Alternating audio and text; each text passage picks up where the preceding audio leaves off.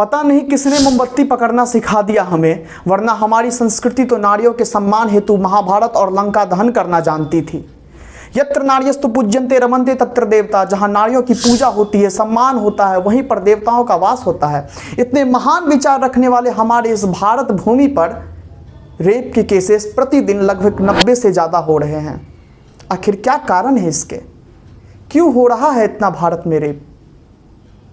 आइए आज की वीडियो में इस पे चर्चा करेंगे, इसके कारण पे, इसके सुधार पे। उससे पहले हम चर्चा करते हैं कोलकाता रेप केस के बारे में। दिन 9 अगस्त 2024, समय 3 बजे से 5 बजे के सुबह के बीच में लगभग 36 घंटे के अपने ड्यूटी करने के बाद डॉक्टर मौमिता देवनाथ, जिसे हम लोग इस वीडियो में दीदी के नाम से बोलेंगे, डॉक्टर दीदी, वे अपने 36 घंटे के कार्यकाल को करने के बाद, अपनी ड्यूटी करने के बाद वो विश्राम हेतु सेमिनार हॉल में जाती हैं सोने के लिए। इतने में ही वहाँ एक आदमी की एंट्री होती है जिसका नाम है संजय रॉय। ये संजय रॉय ना तो कोई डॉक्टर है, ना ही नर्स है, ना ही मेडिकल स्टाफ है, बावजूद इसके वो हॉस्पिटल में है क्योंकि वो दलाल है। वह पैसे लेकर के गरीब इंसानों से पैसे झीट करके उनका इलाज करने का आश्वासन देता है और जल्द से जल्द इलाज कराने का काम करता है। ये वही संजय रॉय है जो 2019 में कोलकाता पुलिस ज्वाइन करता है एज अ वॉलंटियर और कोलकाता पुलिस में काम करता है। कोलकाता पुलिस पे भी सवाल उठती है कि वो ऐसे आदमी को क्यों अपने साथ रखते हैं जिनके बारे में उनको बैकग्राउंड का नॉलेज ना हो। तो कोलकाता पुलिस पे हम लोग जाएंगे बाद में, हम लोग देखते हैं पहले घटना होती क्या है। उस रात संजय रॉय दारू पी करके आता है और वहाँ कुर्सी पे बैठ करके हिंसक पॉर्न देखता है। याद रखिए, हिंसक पॉर्न देखता है। उसके बाद वहीं पास में सोई हुई हमारी डॉक्टर दीदी, उसके ऊपर उसका नज़र जाता है और उसके बाद कुछ ऐसा होता है जो मानवता के इतिहास में हम सभी मानव जातियों को शर्मसार करने हेतु काफ़ी है।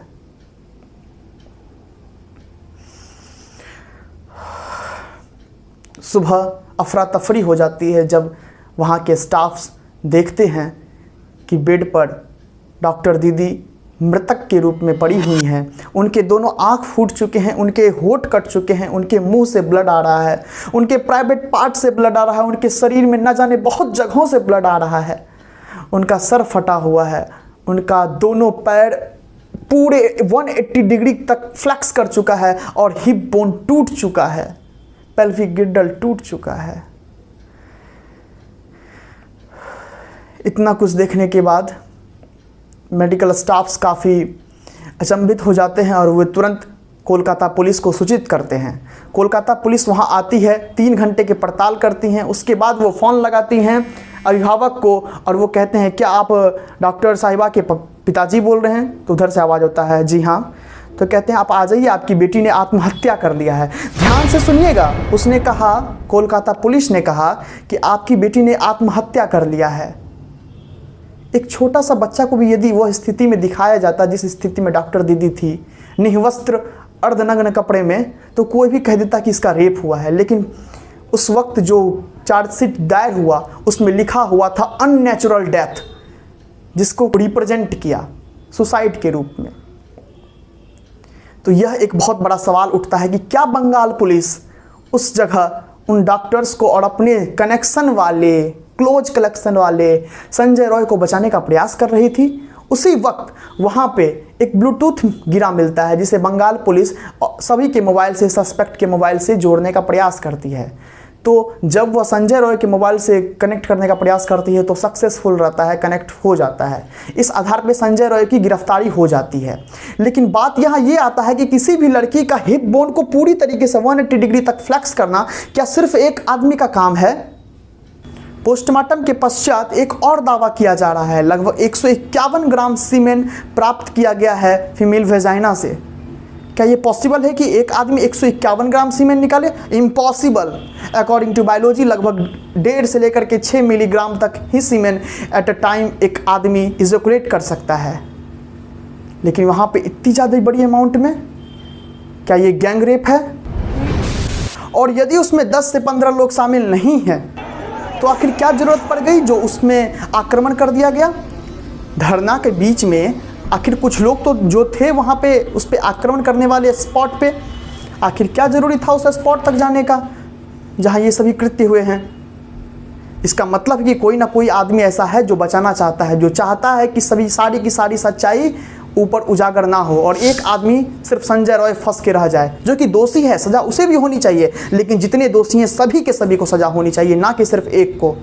सभी को घसीट के फांसी पर लटका दे, या फिर सभी ने जिस प्रकार का कृत्य किया है उसी प्रकार का कृत्य उनके साथ भी हो और लाइव स्ट्रीमिंग हो, पूरी दुनिया को दिखाया जाए, उदाहरण पेश किया जाए कि हाँ, भारत में यदि बलात्कार होगा तो उसके लिए बहुत अच्छा निदान भारत ने सोच लिया है, जैसा करोगे वैसा भरोगे। पोस्टमार्टम से यह बात सत्यापित हुआ कि गला को दबा देने के कारण, उसका जो थायराइड कार्टिलेज है उसके टूट जाने के कारण ही मृत्यु हुई।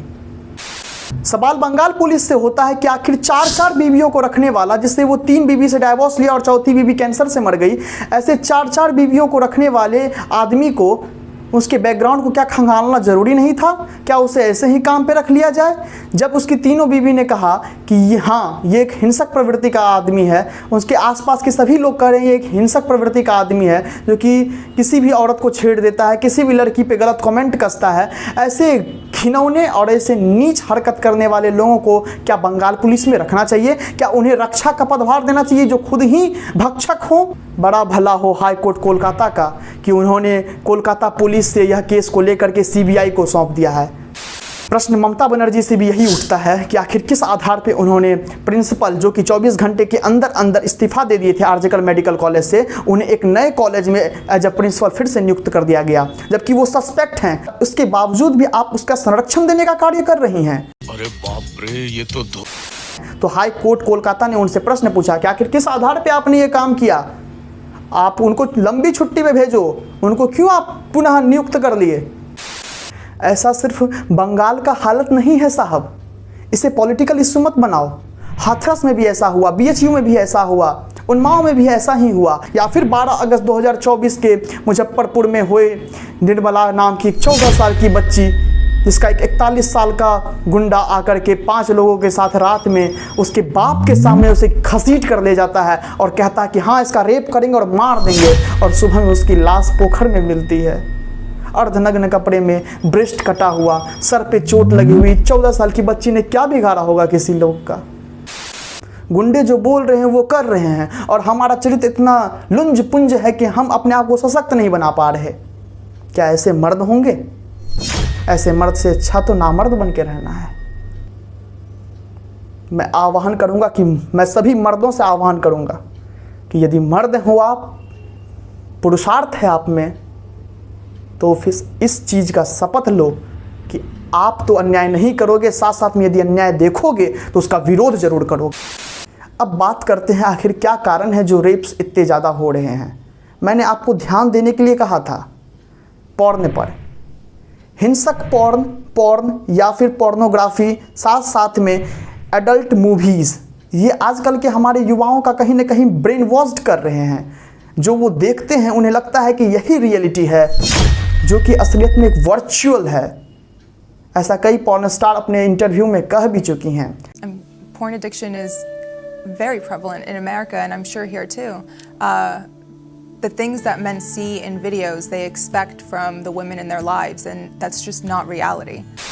लेकिन बावजूद इसके व्यक्ति समझ नहीं पाता है, उसे लगता है यही सच्चाई है, और वो डोमिनेट करने के लिए ही बना है। एक मर्द औरत पे डोमिनेट करने के लिए ही बना है, क्योंकि वो बचपन से इसी प्रकार का संस्कार अपने घर में भी देखता आता है। बाप माँ को मार रहा है, माँ बाप करे लड़ाई, पुत्र पुत्रियाँ देखे, सर्वनाश के सदर द्वार में संततियों को रखे। यानी बाप बच्चे की माँ को मार रहा है तो बच्चे को लगता है कि मेरा बाप काफ़ी पावरफुल है, इसलिए वो मेरी माँ को मार रहा है, तो मुझे भी पावरफुल बनना है। वह संस्कार तो उसको बचपन से ही उसी जगह से नींव उसका धरा चुका था, नींव दिया जा चुका था, जिसे आगे चल कर के और ज़्यादा इन्हेंसमेंट मिला पोर्नोग्राफी के कारण। तो मेरा विनम्र निवेदन है कि अपने बच्चों को सही संस्कार दे, अपने घर में कभी भी अपने औरतों को इतना ही सम्मान दे जितना वो आपको देती हैं। बराबर के अधिकार हैं दोनों सम्मान के, दोनों को सम्मान बराबर मिलना चाहिए। जब ये आपका बच्चा देखेगा तो वो निश्चित रूप से इस बात को समझेगा कि मेरे लिए मेरी माँ भी इम्पोर्टेंट है, मेरे बाप भी इम्पोर्टेंट है, दोनों बराबर हैं। तो वही संस्कार अपने घर के बाहर भी अपनाएगा, वो और लड़कियों का भी सम्मान करना सीखेगा, और यह रेप की केस कम होंगी। नहीं, यदि ऐसा नहीं करते हो तो अपने पुत्र के लाश पे रोने के लिए तैयार रहना। अब हम बात करते हैं सुधार की। तो सुधार के लिए सबसे पहले पोर्नोग्राफी को बंद करना होगा, पूरी तरीके से अश्लील फिल्म वेब सीरीज को बंद करना होगा भारत में। दूसरी बात, अवेयरनेस फैलाना होगा। घर के लेवल पर माँ बाप अपने बच्चों को संस्कार दें। स्कूल के लेवल पे शिक्षकों का यह धर्म है कि वह अपने बच्चों को, अपने विद्यार्थियों को सही मार्ग दिखलाने का प्रयास करें। दोस्तों में ये होनी चाहिए कि वो आलतू फालतू का बात करने के बजाय सही ज्ञान अपने दोस्तों के साथ साझा करें, जो वो अपने माँ बाप से सीखते हैं, अपने शिक्षक से सीखते हैं। तो इससे क्या होगा, एक व्यक्तित्व का निर्माण होगा जो कि नारियों का सम्मान करना सीखेगा। यह तो एक बहुत लंबा प्रोसेस है, ज़रूर लंबा प्रोसेस है, लेकिन यह कारगर प्रोसेस है। इसके साथ साथ हमें कानून व्यवस्था को और ज़्यादा सख्त बनाना होगा, ताकि कोई भी रेप करने वाला रेपिस्ट 6 महीने के अंदर अंदर मृत्यु तक पहुंच जाए, चाहे फांसी के जरिए, या फिर सबसे उचित रहेगा कि वह जिस प्रकार से रेप किया था उसी प्रकार से सेम टू सेम डिट्टो उसके साथ होना चाहिए। जिस प्रकार से उसने किया उसी प्रकार से उसको झिलवाओ। और इसका अच्छा से स्ट्रीमिंग कर सकते हो तो स्ट्रीमिंग करो, भले मुंह ब्लर कर देना, लेकिन स्ट्रीमिंग करो, जैसे जैसे उसने किया था वैसे वैसे उसके साथ करने का। इससे डर का माहौल बनेगा। लड़कों में डर होगा जब, तो वो सम्मान करना भी जानेंगे, क्योंकि भय बिना होत न प्रीत। और अंत में मैं बस इतना ही कहना चाहूँगा, रक्षाबंधन आ रहा है।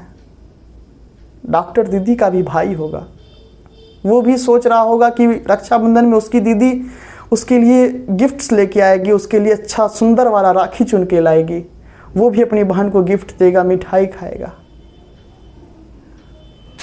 नीट के एग्ज़ाम निकालने के बाद कई साल लग जाती है एक अच्छा डॉक्टर बनने के लिए। वो डॉक्टर भी बन चुकी थी।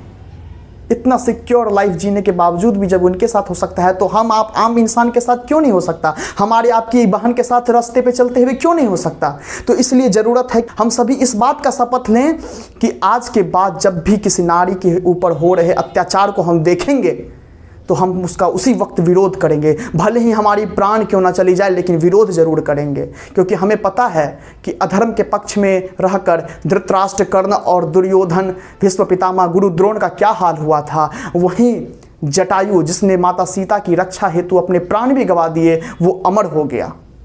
तो धर्म के पक्ष में रह करके सदैव धर्म का साथ देंगे। यदि कोई भी नारी पे हो रहा है इस तरह से अत्याचार, तो उसके विरोध में भले ही मर जाएं तो मर जाएं, लेकिन विरोध जरूर करेंगे। यह शपथ लेना हम हर एक मर्द का जिम्मेदारी है। और यदि ऐसा हो जाता है साहब, तो बहुत ही अच्छा होगा।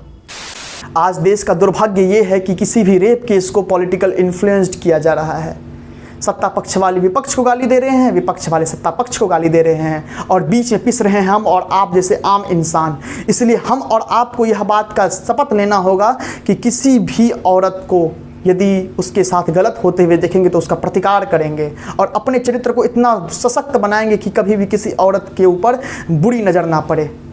आशा ही नहीं अपितु पूर्ण विश्वास है कि आप सभी मेरे इस आह्वान का समर्थन करेंगे। मैं आज तक किसी भी वीडियो में सब्सक्राइब करो, लाइक करो, शेयर करो नहीं बोला हूँ, और ना ही कभी बोलूँगा, लेकिन इस वीडियो पे मैं ज़रूर कह रहा हूँ कि आप शेयर करो इस वीडियो को ज़्यादा से ज़्यादा, और कमेंट में ज़रूर बताओ कि आपके आसपास में वो कौन सा रेप केस है जो कि दब के रह गया। ऐसा अगर बताते हो तो मैं उस पर ज़रूर वीडियो लाने का प्रयास करूँगा। जय हिंद।